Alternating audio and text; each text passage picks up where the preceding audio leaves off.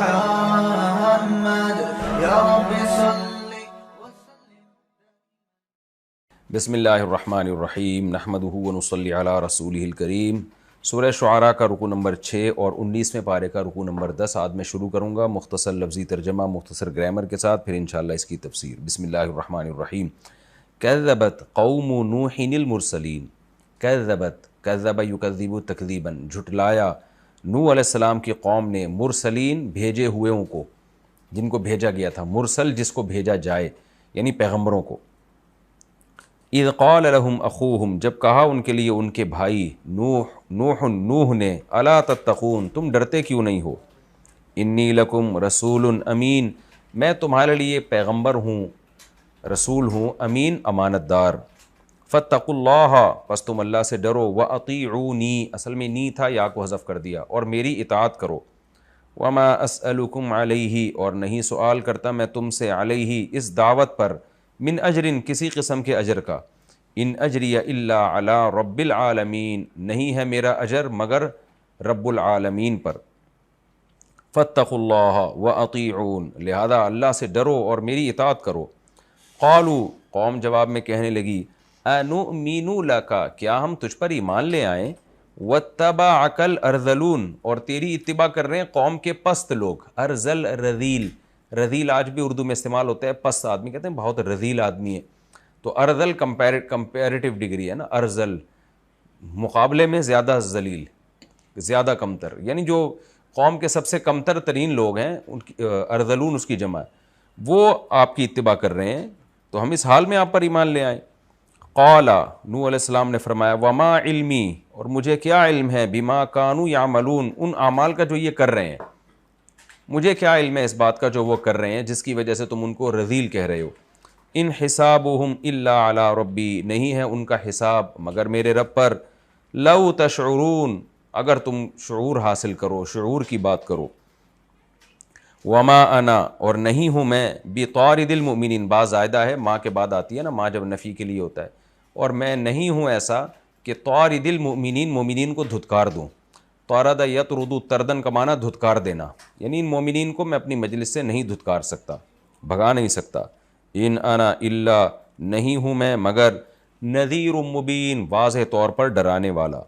قالوا، قوم جواب میں کہنے لگی، لئن لم تنتہی، اگر تو باز نہ آیا، انتہا ینتہی انتہاءً، باز آنا، انتہا کہتے ہیں کسی چیز کے اینڈ کو، اس کے بعد وہ چیز ختم ہو جاتی ہے، تو میں نے یعنی اپنی دعوت، اگر آپ نے اپنی دعوت اگر ختم نہ کر دی، آپ اس سے باز نہ آئے، لئن لم تنتہی یا نوح، اے نوح، لتکونن من المرجومین، تو ضرور بضرور ہو جائے گا مرجوم لوگوں میں سے۔ رجم کہتے ہیں پتھر سے مارنا، مرجوم جس کو پتھروں سے مارا جائے، یعنی آپ کو ہم پتھروں سے مار کے قتل کر دیں گے۔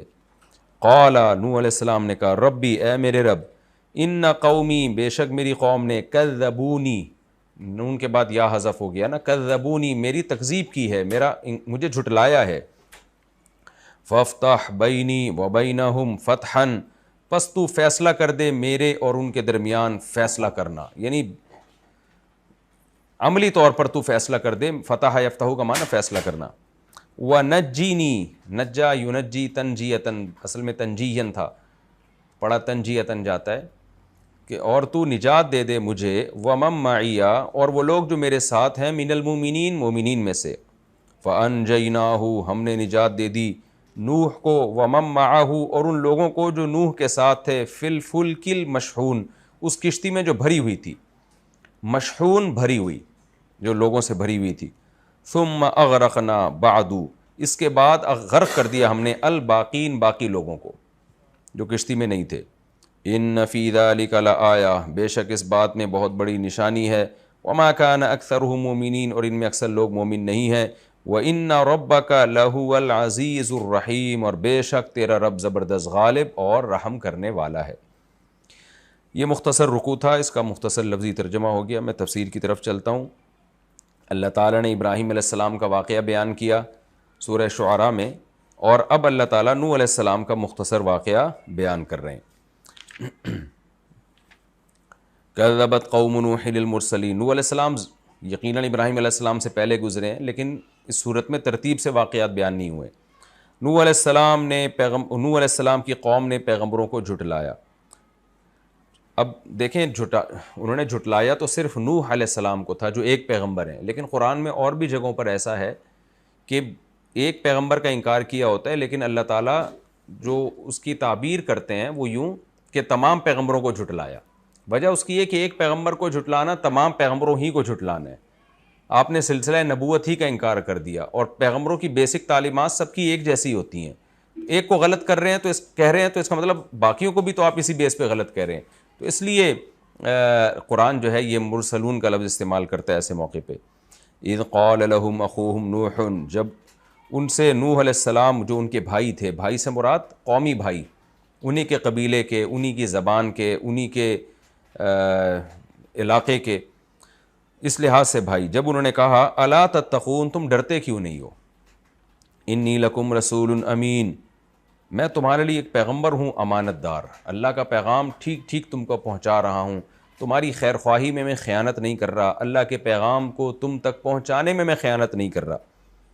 تو تمہیں ڈرنا چاہیے. ظاہر ہے قرآن نے تو یہاں مختصر بیان کیا، 950 سال نوح علیہ السلام یہ سمجھاتے رہے، تو اس کا خلاصہ قرآن بیان کر رہا ہے کہ اس کے بعد بھی تم اللہ سے کے عذاب سے نہیں ڈرتے.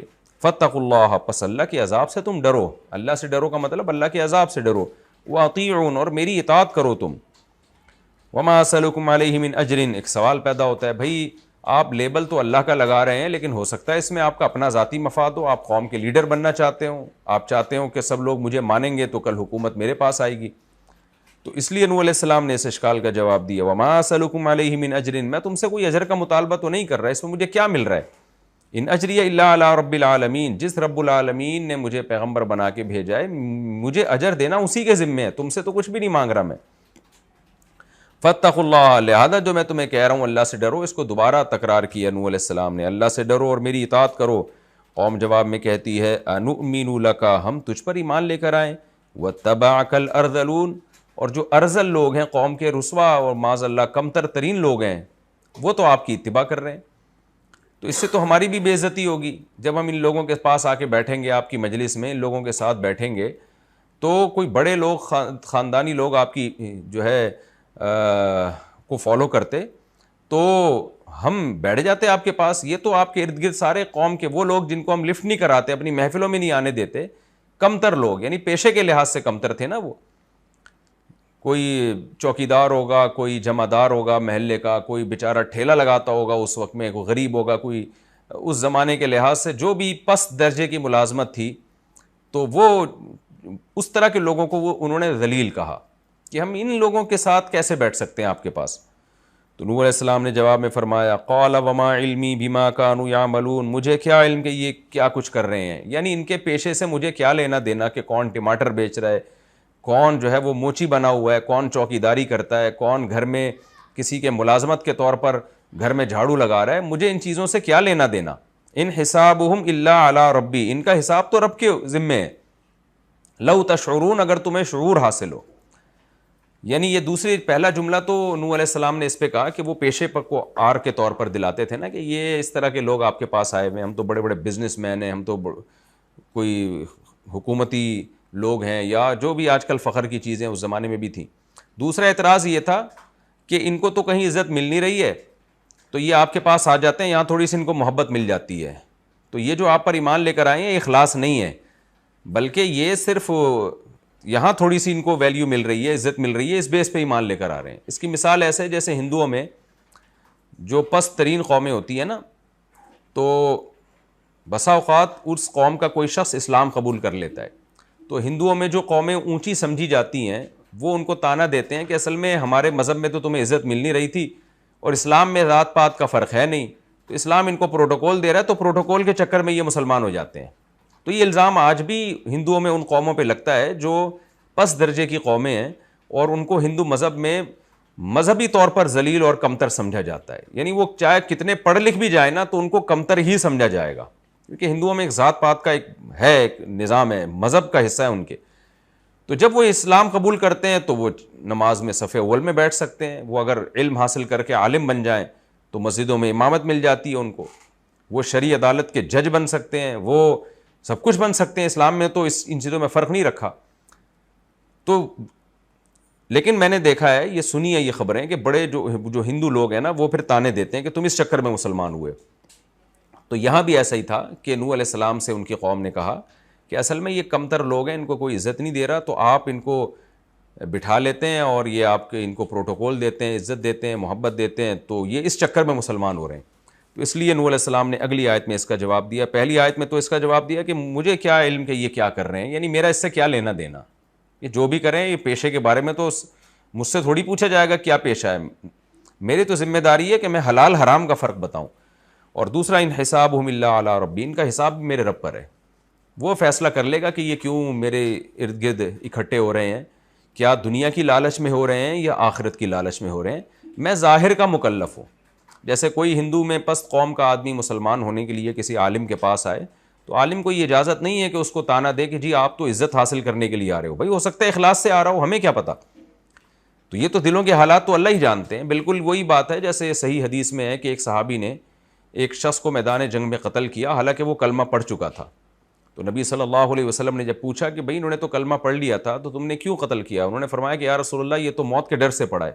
تو آپ اتنے غضبناک ہوئے، فرمایا ہل لا شققت قلبہ، تم نے ان کے دل کو چیر کے کیوں نہیں دیکھا، یعنی دل تک کون پہنچ سکتا ہے، ہم تو ظاہر کے مکلف ہیں، اندر کس کے کیا ہے یہ ہمیں کیا پتا. تو اس لیے نوح علیہ السلام نے فرمایا ان حسابہم الا علی ربی، ان کا حساب تو میرے رب پر ہے. بھائی لو تشعرون، اگر تم شعور حاصل کرو، تم کچھ شعور کی بات کرو، تو دنیا میں کہیں بھی ایسا نہیں ہوتا کہ دلوں میں جھانک کے دیکھا جائے. ایک کام اچھا کر رہا ہے تو اچھا ہی کہا جائے گا اس کو. یہ آج بھی ہمارے یہاں بہت بڑا مسئلہ ہے یہ، یعنی میں نے دیکھا ہے. ابھی میرا ایک کلپ وائرل ہوا تو اس میں کوئی یونیورسٹی کے ٹیچر ہیں، وہ مجھے بڑا اپریشیٹ کر رہے ہیں کہ مفتی صاحب نے مجھ سے معافی مانگی. میں نے کہیں مزاح کی کوئی بات ان سے کر لی تھی، تو وہ ٹیچر تھے، تو ٹیچر ہونے کی بیس پہ مجھے لگا کہ یار یہ ٹیچر ہیں تو ان کو رسپیکٹ دینی چاہیے تھی، یونیورسٹی کے ٹیچر ہیں، ان کو عام اسٹوڈنٹ کی طرح مجھے نہیں چاہیے تھا کہ میں ان کے ساتھ اپنا رویہ رکھوں. تو انہوں نے بھی اس کو اپریشیٹ کیا، بھائی مفتی صاحب نے مجھ سے سوری کیا، ایک استاذ کا احترام ہے مفتی صاحب کے دل میں. تو میں نے دیکھا بعض لوگوں نے کمنٹس کیے میں اصل میں یہ یونیورسٹی کے مینجمنٹ میں ہے، تو مفتی صاحب یہ چاہ رہے تھے کہ جی وہ مینجمنٹ سے اچھے تعلقات رہیں یونیورسٹی کے، اور مفتی صاحب کو کون سا فری میں بیان ہوا ہوگا، لفافے میں لے ہوں گے. تو بلا وجہ نا بدگمانی، حالانکہ مجھے نہیں پتا تھا کہ یہ ابھی بھی نہیں پتا کہ وہ مینجمنٹ میں ہے یا نہیں ہے. میں نے تو ٹیچر ہونے کی حیثیت سے ہی ان سے سوری کی، اور نہ کوئی مجھے بیان میں لفافہ ملا، نہ ملتا ہے الحمدللہ. لیکن ہمارے ہاں بدگمانیاں، اس کا نتیجہ یہ نکلتا ہے کہ کوئی بھی اچھا کام کرنا چاہے نا تو لوگوں کی طرف سے اس کو اپریشیٹ کیا ہی نہیں جاتا، اس میں 20 قسم کے ہم عیب تلاش کرنا شروع کر دیتے ہیں. یہاں تک کہ ہمارے حکمران بہت سے غلط کام کر رہے ہوتے ہیں لیکن بہت سے اچھے بھی تو کر رہے ہوتے ہیں. جب کچھ اچھا بھی کرتے ہیں تو لوگ اس میں کیڑے ہی نکالتے ہیں، عیب تلاش کرتے ہیں، اصل میں ان کی یہ نیت تھی، اصل میں ان کی یہ نیت تھی. بھائی ہمیں نہیں پتا کیا نیت تھی، ہم نے اچھے کو اچھا کہنا ہے، برے کو برا کہنا ہے. برا کام بھی کوئی اچھی نیت سے کر رہا ہو تو اچھا تھوڑی کہا جائے گا. کوئی چوری کرتے ہوئے پکڑا گیا، اب یہ تو نہیں کہا جائے گا کہ وہ کہے کہ میں اس نیت سے چوری کر رہا تھا. بھائی آپ جس نیت سے بھی کر رہے تھے، کر تو چوری رہے تھے. تو ان آیتوں سے ہمیں یہ بھی سبق ملتا ہے کہ جب تک واضح دلیل یا واضح قرائن نہ ہو، واضح قرائن ہے، کسی آدمی کا برا ہونا ثابت ہو گیا اور اس وقت جو اچھائی کر رہا ہے تو واضح قرائن سے پتہ چل رہا ہے کہ یہ اچھائی اچھی نیت سے نہیں کر رہا، پھر ایک الگ بات ہے. لیکن نارملی ہمیں شریعت نے اسی کا پابند بنایا ہے کہ ہم دلوں میں جھانکنے کی ہمیں اجازت نہیں ہے. جب کوئی اچھا کام کر رہا ہے، اچھی بات کر رہا ہے تو ہم نے اس کو اپریشیٹ کرنا ہے، اس کی حوصلہ افزائی کرنی ہے. تو انہوں نے السلام نے بھی فرمایا ان حسابہم الا علی ربی، بھائی ان کا حساب اللہ کے ذمے ہے. لو تشعرون، اگر تم شعور حاصل کرو، کچھ شعور کی بات کرو تو تم بھی یہ بات کہو گے کہ حساب تو اللہ کے ذمے ہے، میرے ذمے پیغام پہنچانا ہے، امیر غریب کا فرق کیے بغیر. اور اس آیت سے ہمیں یہ بھی بار بار پتہ چلتا ہے، جو میں بار بار جب بھی اس طرح کی آیتیں آتی ہیں، کہ دین کا جو بھی داعی ہے نا اس کو اصول اور نظریات پہ کمپرومائز نہیں کرنا چاہیے. بعض لوگ تبلیغ کی خاطر امیر غریب کا فرق کر دیتے ہیں، غیر اخلاقی حرکتیں کرنا شروع کر دیتے ہیں کہ لوگوں کو دین کے قریب لانے کے لیے. تو وہ کام نہیں کرنا آپ نے، کام استغنا کے ساتھ، تاکہ علم کی عزت محفوظ رہے، علماء کی عزت محفوظ رہے، اس کے ساتھ ہم نے کام کرنا ہے. جیسے کہ نوح علیہ السلام چاہتے تو غریبوں کو بھگا دیتے وہاں سے کہ بھئی تم چلے جاؤ، تمہاری وجہ سے میں امیروں کو دعوت نہیں دے پا رہا ہوں. تو غریب تو چلے جاتے، شاید 2-4 امیر مسلمان بھی ہو جاتے، لیکن اللہ کا غضب ہوتا کہ آپ جو ہدایت کا طلبگار ہے اس کی فکر پہلے کرنی ہے. یعنی ایک امیر ہے، ایک غریب ہے، غریب چاہتا ہے آپ اس کو ہدایت ملے، وہ آپ سے سیکھنے کے لیے آ رہا ہے، آپ صرف اس بیس پہ اس کو نہیں سکھا رہے کہ میں امیروں کو سکھاؤں گا، یہ غلط ہے. باقی اس آیت سے یہ قطعاً پتہ نہیں چلتا کہ امیروں پہ الگ سے محنت نہیں کرنی چاہیے. امیروں پہ یا قوم کا جو ایلیٹ طبقہ ہے، جو جس کا اثر زیادہ ہوتا ہے عوام پر، تو ان پہ پیغمبروں نے الگ سے محنت کی ہے. جیسے نبی صلی اللہ علیہ وسلم قوم کے سرداروں کو الگ سے دعوت دیا کرتے تھے. موسیٰ علیہ السلام کو اللہ نے ڈائریکٹ فرعون کے پاس بھیجا کہ ایک انسان صحیح ہوگا تو ماتحت سارے صحیح ہو جائیں گے. تو اس میں کوئی خرابی نہیں ہے. خرابی جب ہے کہ جب ایک غریب آنا چاہ رہا ہو، آپ اس کو غریب ہونے کی بیس پہ مسترد کر دیں کہ جی اس کی وجہ سے وہ نہیں آئے گا. یہ غلط ہے. اس کی وجہ سے اگر وہ نہیں آتا تو 100 دفعہ نہ آئے. تو اسلام جو ہے لا اکراہ فی الدین، دین میں زبردستی نہیں ہے. سیدھا راستہ اور گمراہی کا راستہ کھلا ہوا ہے. کسی کی وجہ سے کسی کو گمراہ کر دیا جائے، اس کو علم نہ دیا جائے، یہ جائز نہیں ہے. آگے نوح علیہ السلام نے صاف کہہ دیا وما انا بطارد المومنین، میں ان مومنوں کو دھتکار نہیں سکتا کہ تمہارے ایمان کی لالچ میں ان غریب لوگوں کو دھکا دے دوں، ان کو نکال دوں اپنے دربار سے، یہ نہیں ہو سکتا. ان انا الا نذیر مبین، میں تو اللہ کی طرف سے ڈرانے والا ہوں، تمہیں بھی ڈراؤں گا، ان کو بھی ڈراؤں گا. دوسرے مقام پہ تو نوح علیہ السلام کا بہت سخت جملہ ہے کہ اے میری قوم، اگر میں ان کو اپنے دربار سے نکال دوں تو من ینصرونی من اللہ، تو مجھے اللہ کے عذاب سے کون بچائے گا. یعنی اللہ کہے گا تو نے میری مخلوق میں فرق کیوں کیا. دیکھیں یہ ہے پاکیزہ دعوت جو اخلاص پر مبنی ہوتی ہے. آج بہت ساری تنظیمیں، تحریکیں ایسی ہیں جن کے مخلص نہ ہونے کی ایک بہت بڑی دلیل یہ ہے کہ وہ غریبوں کو لفٹ ہی نہیں کراتے. کوئی امیر آ جائے تو بس دیکھیں آپ ان کے ایسے شخصیتیں بھی ہیں، کوئی غریب آ جائے تو غریبوں کے لیے ملاقات ہی نہیں ہے، لفٹ ہی نہیں کرائی جاتی ان کو. اور امیر آ جائے تو یا کوئی بڑا آ جائے، سیٹھ آ جائے تو پھر اس کے آگے پیچھے پھر رہے ہوتے ہیں. تو ایسے جو بھی دین کی دعوت کا کام کر رہے ہیں، چاہے وہ اہل علم ہو، چاہے وہ کوئی تنظیمیں ہوں، ان کو اپنا محاسبہ کرنا چاہیے کہ ہدایت تو سب کے لیے. بھائی کوئی بھی شخص دین پر آ گیا تو آپ کی بیڑا پار کرنے کا ذریعہ بن جائے گا. اس میں غریبوں کو بالکل نظر انداز کر دینا، ان پہ محنت ہی نہ کرنا، تو یہ اسلام کا مزاج نہیں ہے. قالوا لئن لم تنتہ یا نوح، جب نوح علیہ السلام نے صاف کہہ دیا میں ان فقراء اور مسکینوں کو اپنی مجلس سے نہیں نکال سکتا، تو قوم جواب میں کہتی ہے نوح اگر تو اپنی دعوت سے باز نہ آیا لتکونن من المرجومین، تو مرجومین میں سے ہو جائے گا، یعنی تجھے مار دیں گے، ہم ہلاک کر دیں گے. قال ربی ان قومی کذبون، نوح علیہ السلام نے کہا رب میری قوم نے میرا انکار کر دیا ہے. فافتح بینی و بینہم فتحا، تو میرے اور ان کے درمیان ایک فیصلہ کر دے، یعنی عملی فیصلہ. ویسے تو اللہ نے حق اور باطل کا فیصلہ کر دیا، لیکن پریکٹیکلی کر کے دکھا دے اس کو. یہ نوح علیہ السلام نے جب دعا مانگی، قرآن میں دوسرے مقام پہ پتہ چلتا ہے کہ یہ بالکل آخر میں جب اللہ نے بتا دیا لن یؤمن من قومک الا من قد آمن، کہ اے نوح اب مزید کوئی شخص ایمان نہیں لے کر آئے گا، تو اس کے بعد نوح علیہ السلام نے پھر یہ بد دعا کی ہے. وَنَجِّنِي وَمَن مَّعِيَ مِنَ الْمُؤْمِنِينَ، اے اللہ مجھے اور میرے ساتھ جو مومنین ہیں ان کو نجات دے دے. اللہ کہتے ہیں فَأَنجَيْنَاهُ، ہم نے نوح کو بھی نجات دی، وَمَن مَّعَهُ، اور جو لوگ نوح کے ساتھ تھے، فِي الْفُلْكِ الْمَشْحُونِ، بھری ہوئی کشتی میں، سب کو ہم نے نجات دے دی. ثُمَّ أَغْرَقْنَا بَعْدُ الْبَاقِينَ، اس کے بعد ہم نے باقی سب کو ہلاک کر دیا.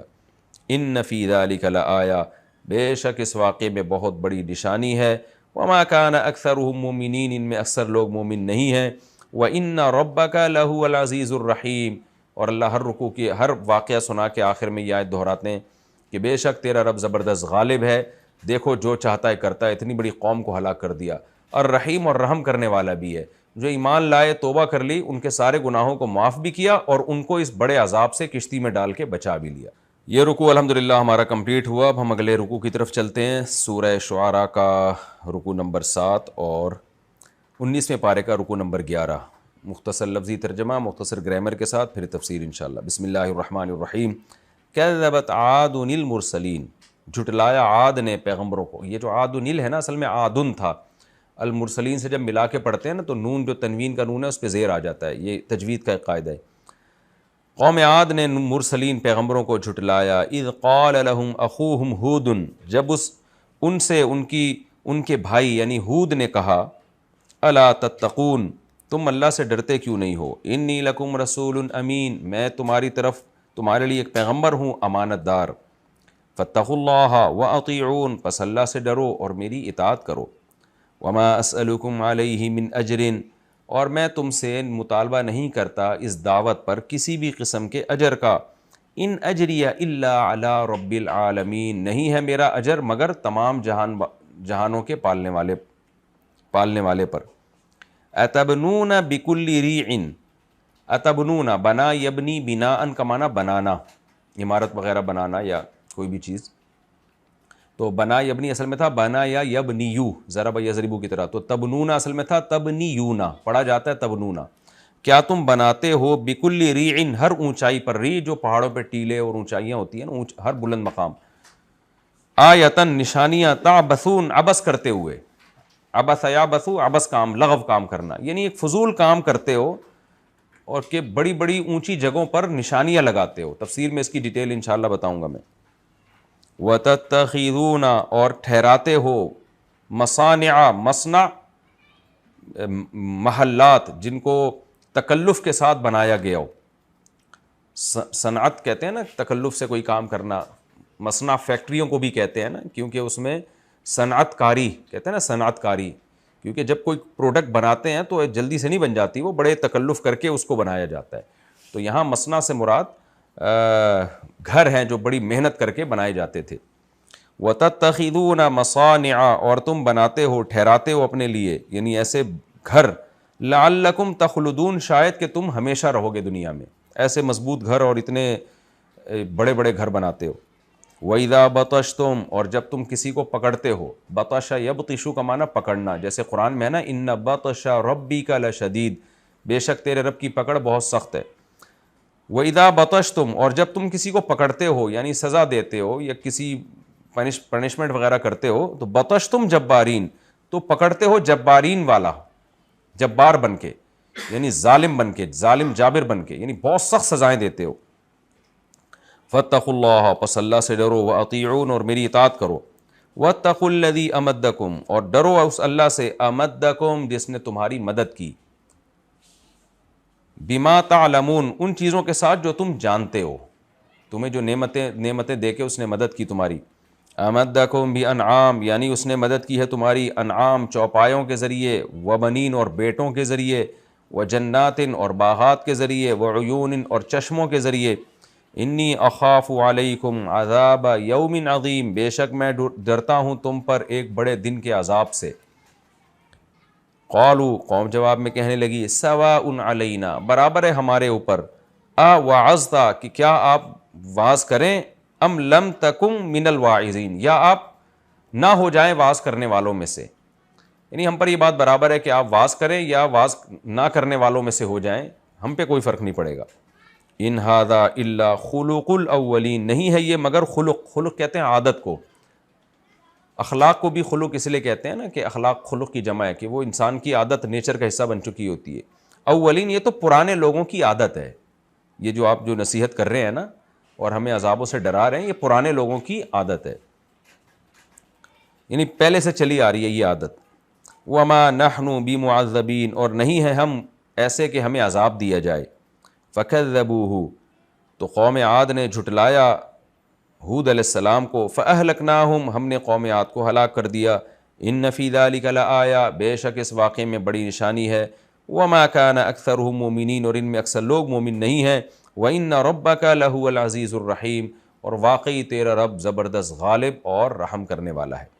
یہ بھی بہت مختصر رکوع ہے، ترجمے میں ہی اس کی تفسیر آپ نے سن لی ہے، یعنی پھر بھی میں مختصر تفسیر کر دیتا ہوں۔ اللہ تعالیٰ نے نوح علیہ السلام کے بعد قوم عاد کا تذکرہ کیا، اور یہاں بھی وہی انداز اختیار کیا کہ قوم عاد نے پیغمبروں کو جھٹلایا، حالانکہ انہوں نے تو صرف ہود علیہ السلام کو جھٹلایا تھا، لیکن ایک پیغمبر کو جھٹلانا وہ تمام پیغمبروں ہی کے جھٹلانے کے برابر ہے۔ اذ قال لهم اخوہم، جب اس قوم سے ان کے بھائی، یعنی قومی بھائی یا رشتہ داری میں جو بھائی ہیں، وہ انہوں نے کہا، الا تتقون، تم اللہ سے ڈرتے کیوں نہیں ہو؟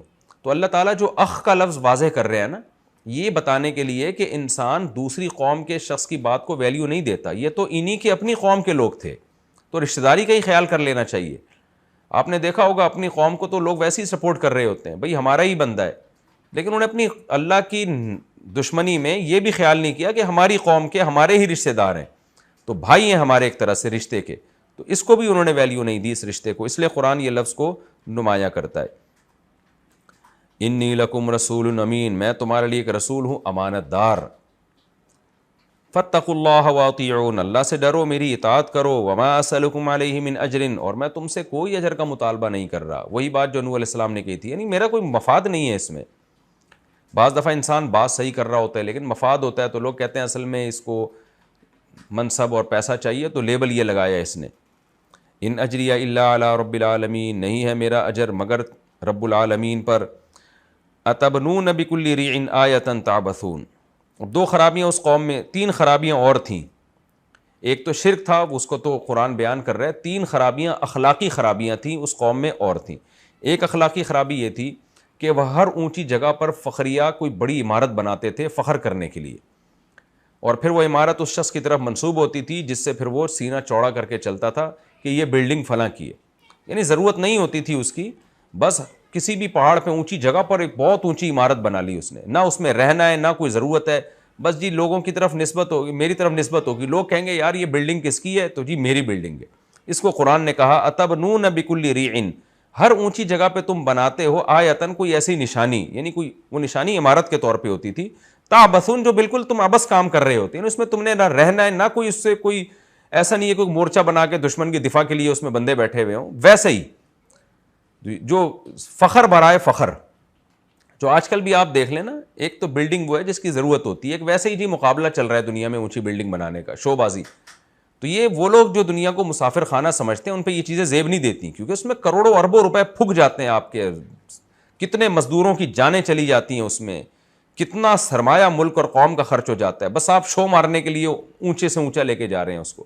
آج دیکھ لیں عرب ملکوں میں جو بلڈنگیں بن رہی ہیں ان میں بہت ساری بلڈنگیں صرف شو بازیوں کے لیے بن رہی ہوتی ہیں. تبھی حدیث میں آتا ہے، رسول اللہ صلی اللہ علیہ وسلم نے فرمایا قرب قیامت میں کہ ان ترى حفاة عراة عالة يتكففون الناس يتطاولون في البنيان، کہ وہ لوگ جو غریب تھے، جو لوگوں کے سامنے ہاتھ پھیلا کے مانگا کرتے تھے، جن کے پاس چپل پہننے کے پیسے نہیں ہوتے تھے، تو وہ بڑی بڑی فخریہ بلڈنگ بنانے لگیں گے. یا تطاولون کا معنی ایک دوسرے سے مقابلہ کرتے ہوئے کہ اس نے اتنی بڑی بلڈنگ بنائی تو ہم اس سے بھی بڑی بنائیں گے. تو حالانکہ فخر وہ شخص کرے نا جو دنیا کو مسافر خانہ نہ سمجھتا ہو. مر جانا ہے تو ان چیزوں میں اتنا پیسہ لگا کے کیا فخر کرنا. تو یہ کام قوم عاد بھی کرتی تھی. آگے دوسری خرابی ان میں اخلاقی کیا تھی کہ تتخذون مصانع لعلکم تخلدون، گھر ایسے بناتے جیسے ہمیشہ رہنا ہے. اتنے مضبوط اور اتنے بڑے بڑے گھر ہوتے تھے جو ضرورت کے، دیکھیں ضرورت کے لیے تو گھر بنائے کوئی حرج نہیں ہے، اس میں کشادہ گھر ہو. نبی صلی اللہ علیہ وسلم نے دعا مانگی اللہم وسع لی فی داری، میرا گھر کشادہ کر دے. لیکن کشادگی کی بھی تو ایک حد ہو نا. دو بندے رہ رہے ہیں اور آپ 1000 گز کا بنگلہ بنا رہے ہیں. تو قرآن نے کیا کہا لعلکم تخلدون، ایسے بناتے ہو جیسے ہمیشہ رہنا ہے. تو یہ بالکل آج ہماری قوم پر بھی صادق آتا ہے یہ بات. بچے ہیں نہیں آپ کے، ایک میاں بیوی ہے، ایک آدھ بچہ ہے، اور گھر آپ 1000 گز کے بنا رہے ہیں، اتنا پیسہ پھونک رہے ہیں، پھر 10 سال اس کی تعمیر میں لگ جاتے ہیں. عمر آپ کی کتنی ہے؟ تو وہی کام جو قوم عاد کر رہی تھی، وہ تو آخرت پر کی منکر تھی وہ قوم، تو وہاں تو پھر بھی سمجھ میں آتا ہے. لیکن ہود علیہ السلام ان کو بھی یہ نصیحت کر رہے ہیں کہ اتنا تو تم بھی جانتے ہو نا کہ مر کے دنیا سے ہم نے چلے جانا ہے، اتنا سرمایہ اور اتنا پیسہ گھروں کے اندر تم پھونک رہے ہو. اسی وجہ سے نبی صلی اللہ علیہ وسلم کی صحیح حدیث ہے، آپ نے فرمایا بدترین چیز جس پر انسان کا پیسہ خرچ ہو وہ تعمیر ہے. صحیح حدیث ہے یہ. اور آج آپ دیکھیں نا مسلمان بنگلوں پہ، دیواروں پہ اور سریے پہ کتنا پیسہ ڈال دیتا ہے، جبکہ اس کے پاؤں قبر میں لٹکے ہوئے ہوتے ہیں، 10-20 سال کی اس کی زندگی رہ گئی ہوتی ہے، اور پھر بہانہ یہ کرتے ہیں وہ اولاد کے لیے بنا رہے ہیں. حالانکہ اولاد نے بھی تو مر جانا ہے نا. اولاد پھر اپنی اولاد کے لیے فکر شروع کر دیتی ہے. تو ذاتی گھر نہ شریعت میں ناجائز ہے، اور ضرورت کی تعمیر بھی شریعت میں ناجائز نہیں ہے. بات اس تعمیر کی ہو رہی ہے جس کی آپ کو ضرورت نہیں ہے اور اس کا آؤٹ پٹ بھی نہیں ہے. سرمایہ بے تحاشا لگ رہا ہے، آؤٹ پٹ اس کا اتنا زیادہ نہیں ہے جتنا آپ سمجھ رہے ہیں. تو یہ سمجھنا اس پہ اتنا پیسہ لگانا اس کی علامت ہے کہ آپ موت کو بھول چکے ہیں. آپ نے اس دنیا کو مسافر خانہ سمجھنا چھوڑ دیا. یہ بالکل ایسے جیسے ٹرین میں کوئی بزنس کلاس میں سفر کر رہا ہو اور اتنی سہولتوں کا وہاں انتظام کر لے، اور اسی بزنس کلاس میں وہ اور چاہ رہا ہے کہ بہت ساری سہولتیں ملیں، تو لوگ کیا کہیں گے، بھائی بزنس کلاس میں تو سفر کر رہا ہے بس کافی ہے اتنا، یہ سیٹ تیرے ساتھ کوئی نیچے جہاز میں اتر کے تھوڑی جائے گی یا ٹرین میں اسٹیشن پہ تھوڑی اترے گی، تو اس پہ اتنی انویسٹمنٹ کیوں کر رہے ہیں؟ وہی تم منزل پہ انویسٹمنٹ کرو. تو مالدار ایسے ہیں جیسے دنیا میں مسافر خانے میں بزنس کلاس میں سفر کر رہا ہے، غریب ایسا ہے جیسے اکانومی کلاس میں سفر کر رہا ہے، لیکن ہے یہ سفر ہی. تو اس کو بھی ایک حد تک اس پہ انویسٹ کیا جائے گا. اس سے زیادہ ان دیواروں اینٹوں سے دل لگانا اور اپنا گھر کہہ کے فخر کرنا یہ احمق اور بے وقوف لوگوں کا کام ہے. تو دوسری اخلاقی خرابی ان لوگوں میں یہ تھی. تیسری اخلاقی خرابی یہ تھی اذا بطشتم جبارین، جب کسی کو تم پکڑتے ہو یعنی سزا کے طور پر کوئی بھی مجرم ہو تو بطشتم جبارین، ایسا پکڑتے ہو جیسے کوئی ظالم جابر ہوتا ہے، جتنی غلطی نہیں ہوتی اس سے کئی گنا زیادہ سزا دے رہے ہوتے ہو. آپ نے دیکھا ہوگا تاریخی کتابوں میں اٹھا کے کہ کسی شخص نے زنا کیا تو درمیان سے چیر دیا اس کو، یا کسی شخص نے کوئی بادشاہ سلامت کی کوئی تھوڑی سی بے ادبی کر دی تو بے ادبی پہ گردن اڑا دی اس کی. کسی شخص نے جناب کسی بڑے قوم کے سردار کے جو ہے نا کوئی ہلکی سی چوری کی ہے تو اس کو جو ہے وہ بھوکے شیر کے آگے ڈال دیا، یا جنگی قیدیوں کے ساتھ ہوا کرتا تھا بھوکے شیروں کے آگے ڈال دیا. تو یہ ہے بطشتم جبارین کا. تو یہ بھی ایک اخلاقی خرابی ہے کہ کسی کو سزا بھی دینی ہو تو اس کی بھی ایک لمٹ ہوتی ہے، ایک حد ہوتی ہے، چاہے وہ جائز چیز پہ پکڑنا ہو یا ناجائز چیز پہ پکڑنا ہو. جائز پہ تو جو کام اس نے جائز کیا اس پہ تو پکڑنا بنتا ہی نہیں ہے، لیکن اس میں بھی بہت شدید سزا دینا.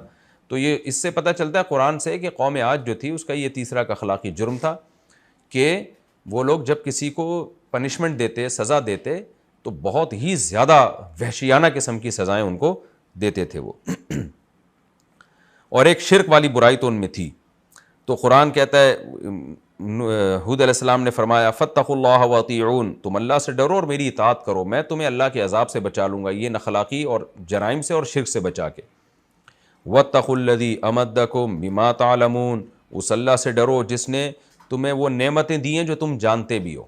قوم عاد بڑی طاقتور اور بڑی مالدار قوم تھی، تو یہ تو اللہ نے نعمت دی ہے. وہ نعمت کیا ہے؟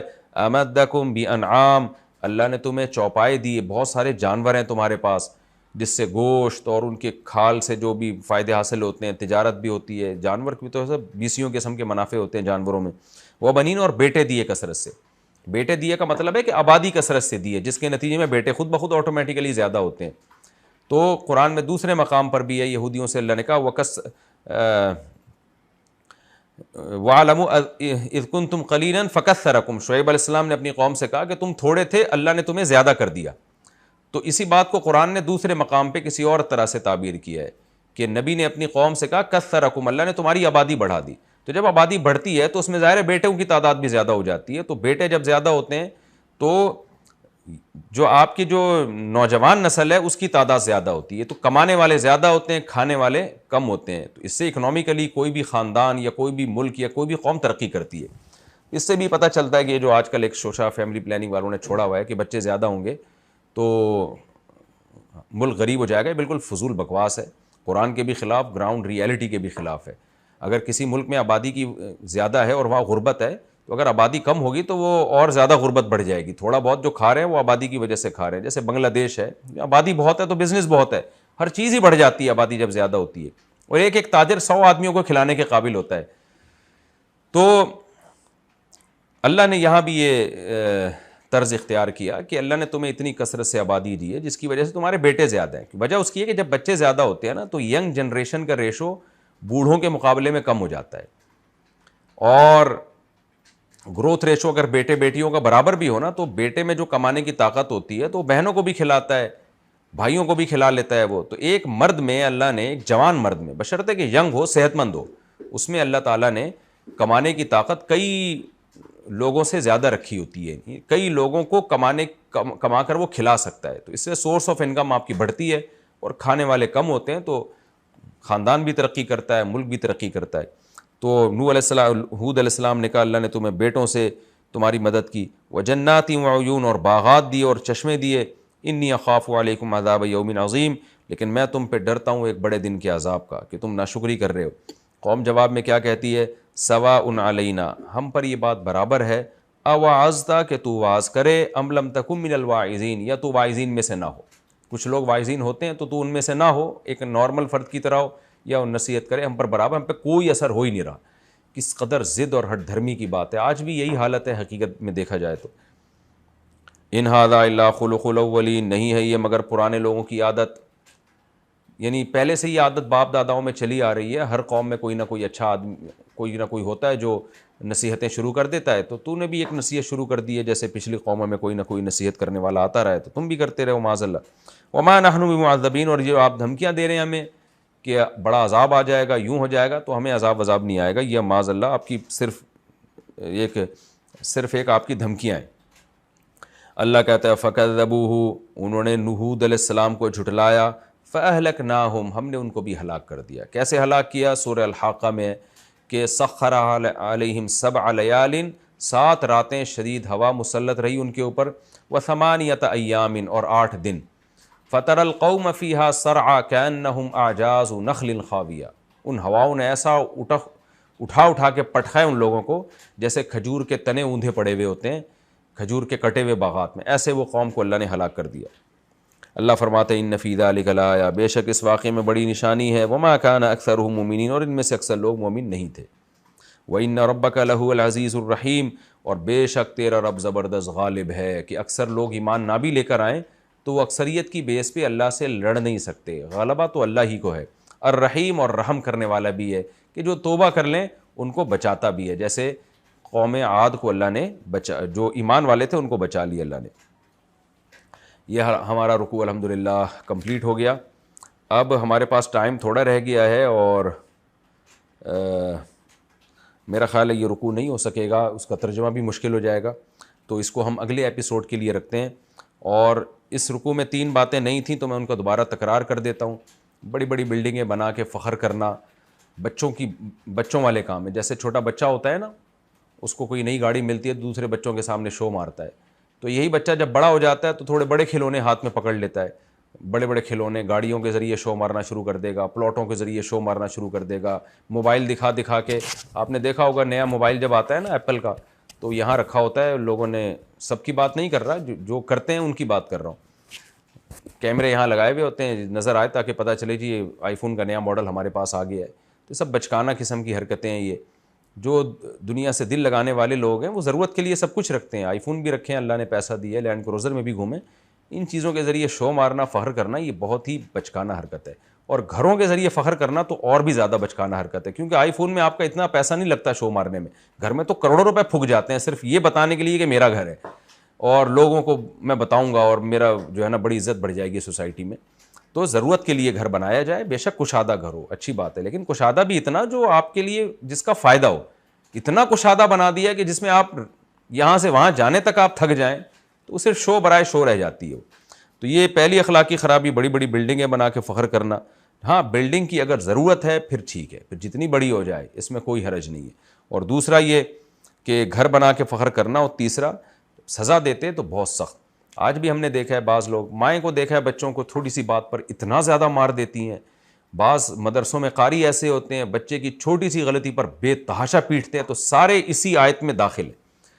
مجھے یاد ہے ایک بچہ بگڑ کے برباد ہو گیا, اس نے مجھے خود اپنی کہانی سنائی کہ میں برباد ایک قاری صاحب کی وجہ سے ہوا, جنہوں نے مجھے کہہ رہے میں بیٹھا ہوا کہیں گنگنا رہا تھا, تو وہ کوئی دیہات کے قاری تھے, انہوں نے دیکھ لیا کہ گانا کہیں بیچارے نے بچپن میں کوئی فلم دیکھی ہوگی, بچپن میں نہیں یعنی بچپن کا ہی زمانہ تھا, کہیں گھر میں دیکھ لی ہوگی, گانا اس کی زبان پہ آ گیا. تو قاری صاحب نے اتنا مارا اس بات پہ کہ کہتے ہیں میں مدرسے سے بھاگ کے باغی ہو گیا. پھر میں چلا گیا, یہ جو مخنث لوگ ہوتے ہیں, ٹرانسجینڈر ہوتے ہیں, ان کے پاس جا کے میں نے پھر اپنی مردانہ قوت ختم کر کے میں ناچ گانے ہی کے کاموں میں لگ گیا, آپریشن کروا لیا میں نے, زندگی برباد کر دی. بیچارہ رو رہا تھا میرے سامنے, کہہ رہے جس نے مجھے مارا تھا نا میرے ٹیچر نے بے تحاشا, وہ اس کا ذمہ دار ہے, اور یقیناً ہے ذمہ دار. تو بعض استاذ بچوں کو اس طرح سے مارتے ہیں, بعض ہوا باپ اپنے بچوں کو اپنا غصہ اپنے بچے پہ نکال رہا ہوتا ہے, چھوٹی سی غلطی ہوتی ہے بچوں کو پکڑ کے صرف اس لیے کوٹنا شروع کر دیا کہ میں باپ ہوں. تو یہ جو بھی ماتحت کے ساتھ حد سے زیادہ اس پہ سزا دے گا جتنی بنتی نہیں ہے, اور بے تحاشا اس کو مارے گا پیٹے گا, شوہر بیوی کے ساتھ اگر ایسا کر رہا ہے یا حکومت عوام کے ساتھ کر رہی ہو, تو سب اس آیت کے تحت داخل ہیں. تو ہمیں یہ سوچنا چاہیے کہ جس کی جتنی سزا بنتی ہو, جتنی تنبیہ دینی چاہیے اتنی ہم تنبیہ کریں, اپنی ٹھڑک پوری نہ کریں ہم. تو یہ بھی ایک بہت اہم مسئلہ تھا اس صورت میں. ہمارا وقت الحمدللہ مکمل ہو گیا ہے, تو یہ ایپیسوڈ بھی مکمل ہو گیا. اگلے ایپیسوڈ میں انشاءاللہ میں سورہ شعراء کا رکوع نمبر 8 اور 19ویں پارے کا رکوع نمبر 12 انشاءاللہ میں شروع کروں گا. اللہ تعالیٰ سمجھنے کی، عمل کی توفیق عطا فرمائے. وما علینا الا البلاغ.